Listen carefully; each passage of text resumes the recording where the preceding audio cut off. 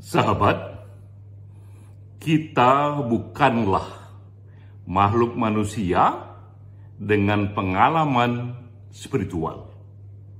Sebaliknya, kita adalah makhluk spiritual dengan pengalaman manusiawi.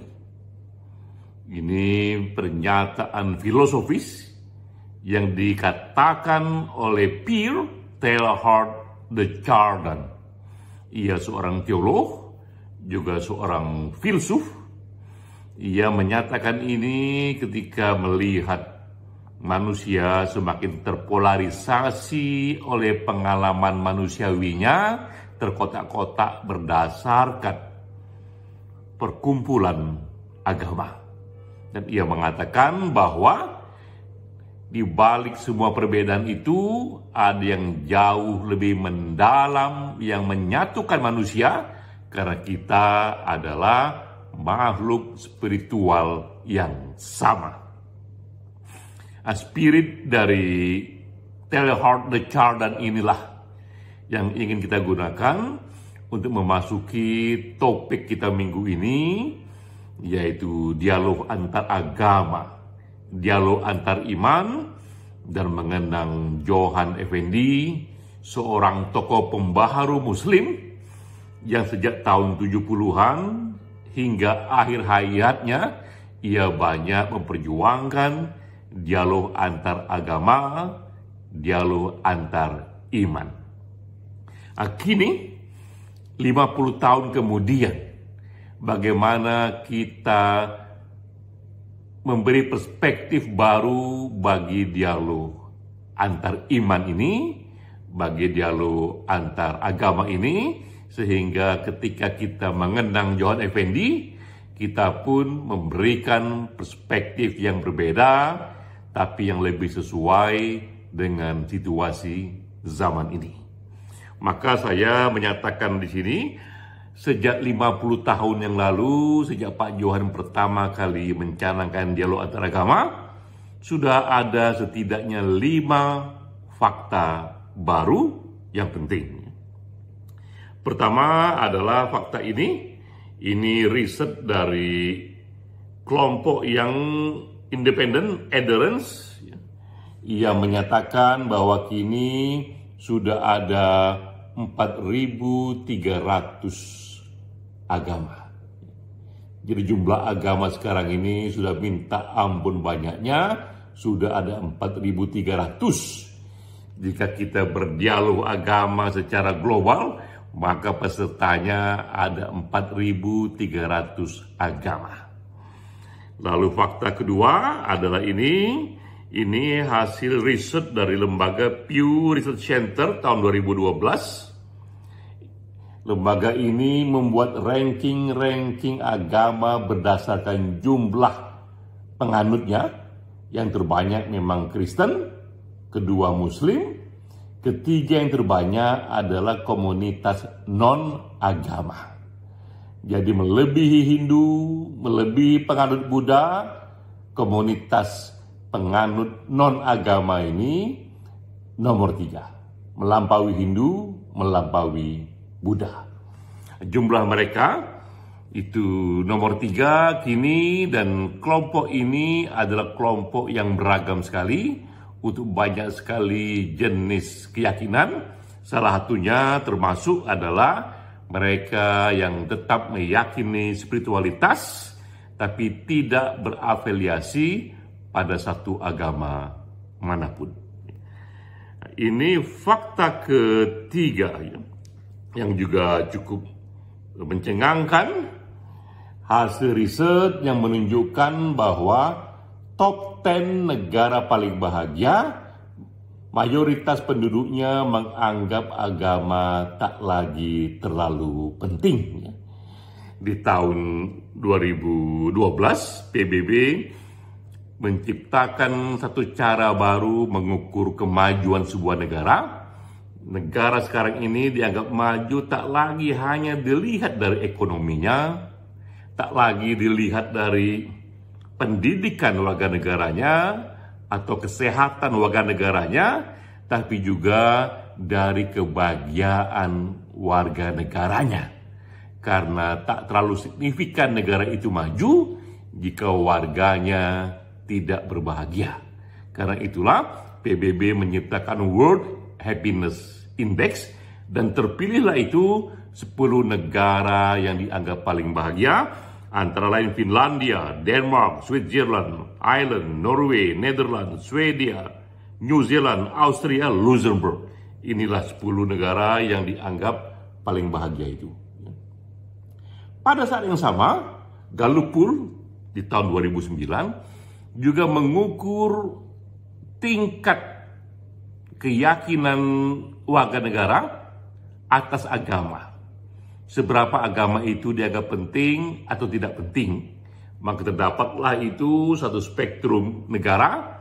Untuk negara-negara yang menganggap agama itu penting, misalnya Mesir, Indonesia, Iran, Vatikan, India, 90% populasinya menyatakan agama itu penting. Tapi banyak juga yang menyatakan agama itu tak penting lagi. Hanya 19%, 28% yang menyatakan agama itu penting dari penduduk setempat. Ketika di cross-tab antara riset dari PBB dan riset dari Gallup Poll, kita pun mendapatkan ini bahwa bagi negara-negara top 10 yang warga negara yang paling bahagia, mayoritas menganggap agama tak lagi terlalu penting. Contohnya di sini Finlandia hanya 28% yang menganggap agamanya penting. Denmark lebih jauh lagi, hanya 19% dari populasinya yang menganggap agama itu penting. Nah, ini adalah fakta ketiga yang perlu kita explore. Karena manusia modern kini juga menemukan sumber-sumber kebahagiaan di luar agama-agama formal. Mereka menemukan cara hidup berbahagia, the happiness, yang diambil dari sumber-sumber pengalaman langsung ataupun prinsip-prinsip dari riset positive psychology dan neuroscience. Ini perkembangan ketiga. Manusia modern menemukan sumber-sumber kebahagiaan di luar agama. Ini data keempat yang juga tak kalah pentingnya. Ini top 10 negara yang paling bersih dari korupsi. 10 negara yang berhasil menciptakan pemerintahan yang bersih. Kembali mayoritasnya menganggap agama tak terlalu penting, ya. Kalau ini menggunakan riset dari Transparency International dengan CPI, Corruption Perception Index tahun 2020, negara yang dianggap paling bersih dari korupsi termasuk New Zealand, Denmark, Finlandia, Singapura, Switzerland, Swedia, Norwegia, dan sebagainya, sampailah di Jerman. Ini 1-10 negara-negara yang dianggap paling bersih dari segi korupsi. Ini dia. Tapi sekali lagi ketika dicek atas seberapa penting bagi warga negaranya peran agama, dan kembali datanya mencengangkan bahwa di negara-negara yang menganggap yang korupsinya paling sedikit, yang paling bersih, di negara itu populasi masyarakatnya cenderung menganggap agama tidak lagi terlalu penting, ya. Ini listnya sekali lagi, ya. Bagi misalnya di sini bagi New Zealand hanya 33% dari populasinya yang menganggap agama itu penting. Dari fakta keempat ini kembali menunjukkan bahwa manusia modern menemukan moralitas publiknya tak lagi bersandar pada agama-agama konvensional. Mereka menemukan moralitas publiknya pada sumber-sumber lain. Termasuk dalamnya adalah prinsip-prinsip hak asasi manusia ataupun dari berbagai filsafat humanisme universal. Lalu ini data kelima, fakta kelima yang juga penting, berita di tahun 2013. Ini juga dari lembaga riset Pew Research Center yang menunjukkan di sini bahwa Sekarang ini bahkan 81% dari mereka yang tidak Kristen tapi ikut merayakan Natal. 81% dari populasi di Amerika yang bukan Kristen, mereka tak percaya pada Yesus Kristus, tidak percaya Yesus lahir tanggal 25 Desember, tidak percaya pada konsep-konsep wahyu ataupun konsep-konsep ketuhanan yang dilekatkan pada figur Yesus, tapi toh mereka juga bisa menikmati, merayakan hari Natal bersama.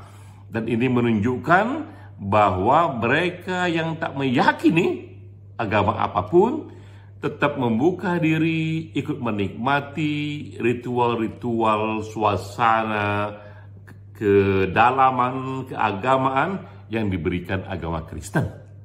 Dan ini tak hanya terjadi pada agama Kristen, tapi juga terjadi pada yang non-Muslim. Banyak juga orang-orang non-Muslim yang ikut merayakan hari puasa.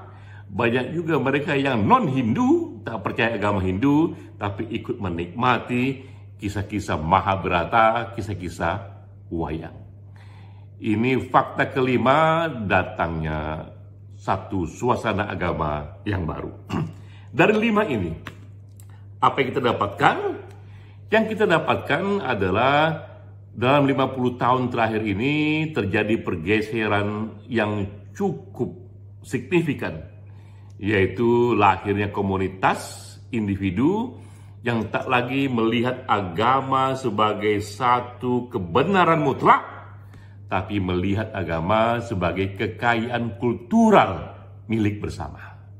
Karena itulah kita bisa menikmati aneka ajaran agama, aneka bahkan perayaan hari besar agama, kita nikmati itu sebagai kekayaan kultural untuk memperkaya batin kita yang semakin beragam. Jadi itu pertama, terjadi pergeseran itu. Kedua, sekat-sekat dan batas-batas agama formal tak lagi segarang dulu, tak lagi sekeras dulu, tak lagi setebal dulu. Karena sekarang ini semakin dipahami bahwa di balik perbedaan agama itu jauh lebih mendasar, jauh lebih kuat adalah persamaan manusia.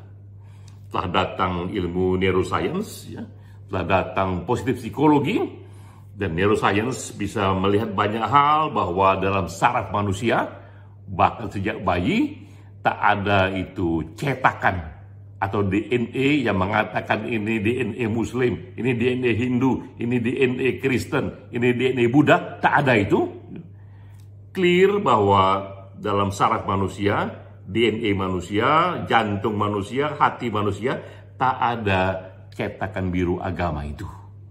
Agama hanya datang dalam konteks sosiologis.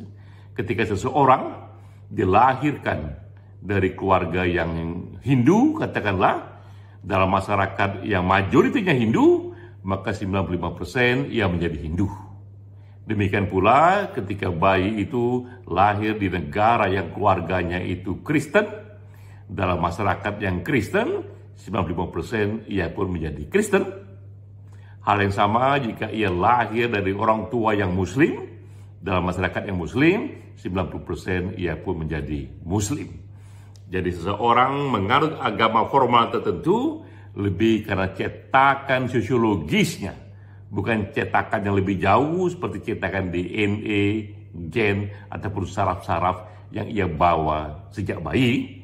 Dengan perspektif inilah kita perlu menyadari bahwa kotak-kotak agama formal tidak lagi sekeras dulu. Nah, dengan adanya fakta-fakta baru ini, baik yang dibawa oleh neuroscience, positif psikologi, ataupun yang dibawa oleh perkembangan baru mengenai survei happiness, mengenai survei pemerintahan yang bersih, yang tak terkait langsung pada agama, dengan sendirinya dialog antar agama seharusnya akan jauh lebih mudah, akan jauh lebih terbuka, karena kita melihat, kita menyadari bahwa di balik perbedaan agama-agama itu jauh lebih mendalam adalah persamaannya. Dialog agama memang bisa tetap bersandar pada mencari common ground, kesamaan-kesamaan ajarannya. Perennial filosofi yang ada di balik sebuah agama itu, perennial filosofi yang menjadi benang merah sebuah agama itu tetap bisa dilakukan dengan menelusuri ajaran-ajarannya. Tapi sekali lagi, yang jauh lebih mendalam, dialog itu dikerjakan bukan di tingkat mencari common ground ajaran agama, tapi justru mendalami homo sapiensnya, manusianya, bahwa di balik semua perbedaan manusiawi itu terdapat satu spiritualitas yang sama. Kembali kita kepada Pierre Teilhard de Chardin, bahwa kita ini bukanlah makhluk manusia yang punya pengalaman spiritual, tapi kita adalah makhluk spiritual dengan pengalaman manusiawi. Karena itulah perbedaan manusiawi, karena perbedaan sosiologis kita tidak boleh mengalahkan atau itu lebih dangkal ketimbang kesamaan kita selaku makhluk spiritual yang sama. Dalam perspektif inilah dialog antar agama, dialog antar iman dapat kita kerjakan. Salam.